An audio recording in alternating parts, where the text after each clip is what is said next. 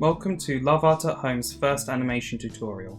I'm Joe, and today we're going to be teaching you how to set up for your animation.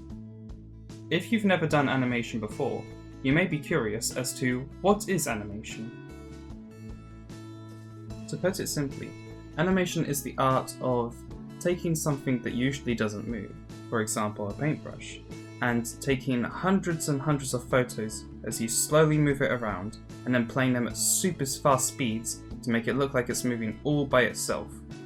Now there are different animation techniques you can do.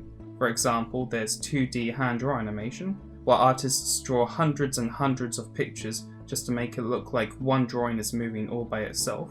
There's 3D and CG animation, where artists use computer models like puppets to make them move, sort of like your Disney Pixar films.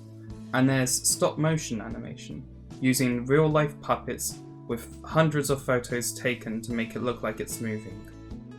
For the next part of the tutorial, we're going to be doing a branch of stop motion called pixelation, where instead of puppets, we will be animating a real person doing actions slowly, and then playing them back at super fast speeds to make them do actions that they wouldn't normally able to do in real life.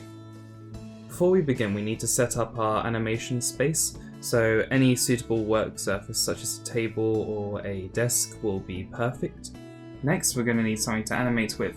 I would recommend either a phone or a tablet in this case. A, because you can use the camera on there, and B, because you can install free animation software.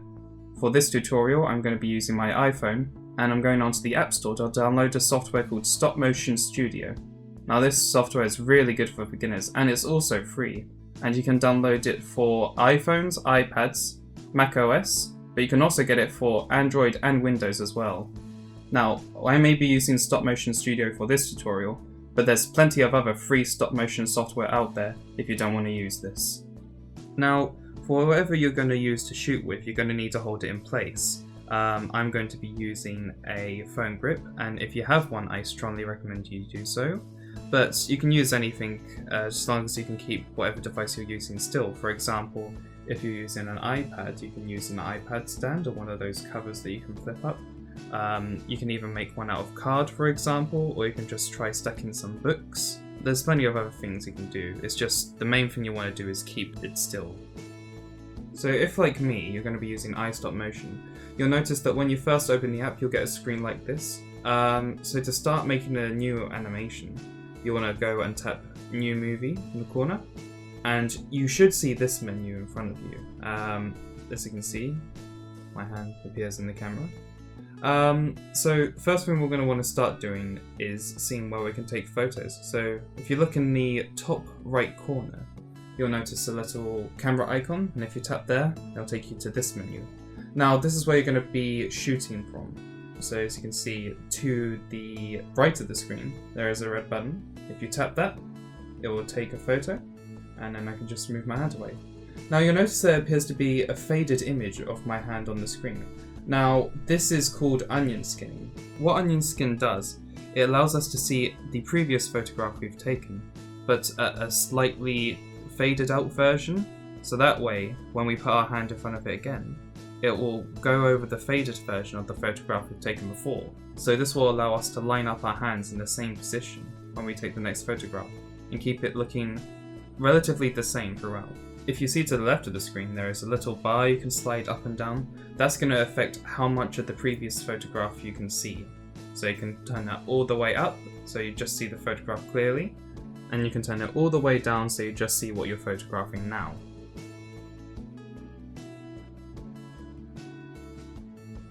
If you're ever unsure of how many photographs you've taken so far, you can look into the bottom right hand corner and it will show you what photograph you're about to take out of how many. And when you've taken your photographs, tap the icon in the top right hand corner.